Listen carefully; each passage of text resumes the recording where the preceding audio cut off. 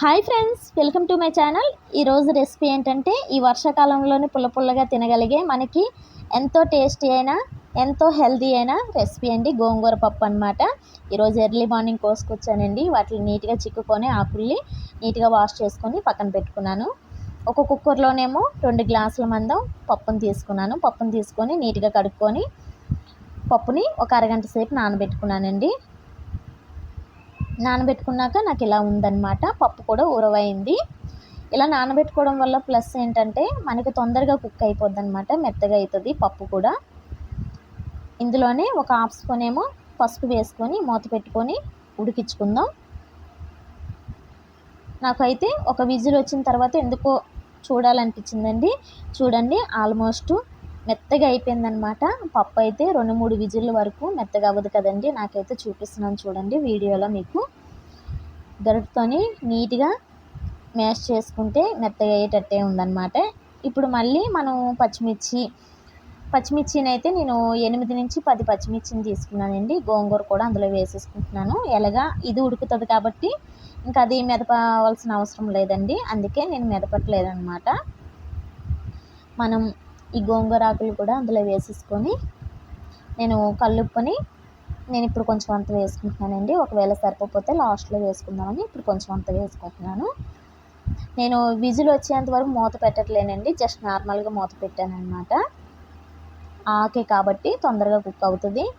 ఇప్పుడు పచ్చిమిర్చి ఈ ఆకు ఉడికితే మనకు సరిపోద్దండి. ఇంకోసారి గరిటతో నీట్గా కలుపుకుందాం అన్నమాట. ఇట్లా కలుపుకుంటే పైన ఉన్నది కూడా నీట్గా కుక్ అవుతుంది అన్నమాట. ఎప్పుడైనా కానీ పప్పును తక్కువ తీసుకోవాలండి. అది తోటకూర కానీ ఆకుకూర సంబంధించింది ఏదైనా కానీ ఆకుకూర ఎక్కువ ఉండేటట్టు, పప్పు కొంచెం తక్కువ ఉండేటట్టు తీసుకుంటే టేస్ట్ కూడా చాలా బాగుంటుంది అన్నమాట.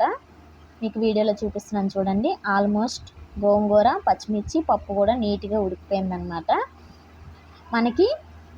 దానికి కావాల్సిన తాలింపు కూడా వేసేసుకుందామండి. స్టవ్ వెలిగించుకొని కళాయి పెట్టుకొని మనకి సరిపోయినంత ఆయిల్ వేసుకొని, ఆయిల్ కొంచెం వేడెక్కాక కొన్ని పోపు గింజలు వేసుకుంటున్నానండి. శనగపప్పు, మినపప్పు ఇష్టం లేని వాళ్ళు కూడా ఆవాలు, జీలకర్ర వేసుకోవచ్చండి. నాకు ఎప్పుడైనా కానీ గోంగూర పచ్చడి చేసినా ఇది చేసినా కానీ నేను మినపప్పు, శనగపప్పు వేసుకుంటానండి. ఎందుకంటే కొంచెం వేడిది తిన్నప్పుడు ఆ పంట కింద కరకరలాడుతాయి అన్నమాట. ఆ టేస్ట్ మా ఫ్యామిలీ వాళ్ళందరికీ ఇష్టం అనమాట. అందుకే నాకు కూడా ఇష్టం. అందుకే నేను పోపు గింజలు వేసుకున్నాను. ఇందులోనే 2 ఎండుమిర్చిని చిదుముకున్నానండి. ఇందులోనే ఒక 8-10 వెల్లుల్లిపాయ రెబ్బలు కచ్చపచ్చగా దంచుకొని వేసుకున్నానండి. పొట్టు తీయలేదన్నమాట. ఇలానే వేసుకుంటే టేస్ట్ కూడా చాలా బాగుంటుంది. మనకి వెల్లుల్లిపాయలు వేయంగానే ఆ స్మెల్ కూడా డిఫరెంట్గా వస్తుందండి, చాలా బాగుంటుంది అన్నమాట. ఒక రెమ్మ కరివేపాకును వేసుకుందాం. నేను ఆనియన్స్ ఉంటాయి కదండి, ఒక మీడియం సైజు ఉల్లిపాయలు కోసుకొని ఇలా పొడవుగా కోసుకున్నాను. అవి పప్పులోని కానీ గోంగూరలో కానీ వేసుకొని ఉడికించుకోలేదండి. నేను తాలింపులోనే ఎప్పుడైనా కానీ నేను గోంగూర పప్పు చేసేటప్పుడు ఇట్లా తాలింపులోనే ఉల్లిపాయ ముక్కలు వేసుకుంటానండి. టేస్ట్ బాగుంటుంది అన్నమాట. ఒకసారి మీరు కూడా ట్రై చేయండి. ఇందులోనే మనం ముందు వేసుకున్నాం కదండి పప్పులోని ఒక హాఫ్ స్పూన్ పసుపు, ఇందులోని ఒక హాఫ్ స్పూన్ ఏమో పసుపు వేసుకుందాం. వేసుకొని నీట్గా స్పూన్తోని మొత్తం కలిసేంత వరకు బ్రౌన్ కలర్లో వచ్చేంత వరకు మగ్గించుకుందామండి ఉల్లిపాయ ముక్కల్ని. లాస్ట్లోని కొంచెం అంతా ఒక హాఫ్ స్పూన్ ఏమో ఇంగువ వేసుకుందామండి.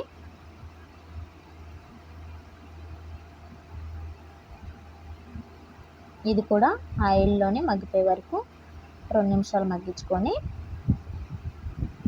మనం ముందుగా ఉడికించుకున్నాం కదండి పప్పు, గోంగూర, పచ్చిమిర్చిని కూడా అది కూడా ఇందులో వేసేసుకొని మనం కారం, సాల్ట్ అంతా సరిపోయిందా లేదో చూసుకొని, ఒకవేళ సాల్ట్ ఏమైనా సరిపోతే ఇప్పుడు వేసుకోవచ్చండి.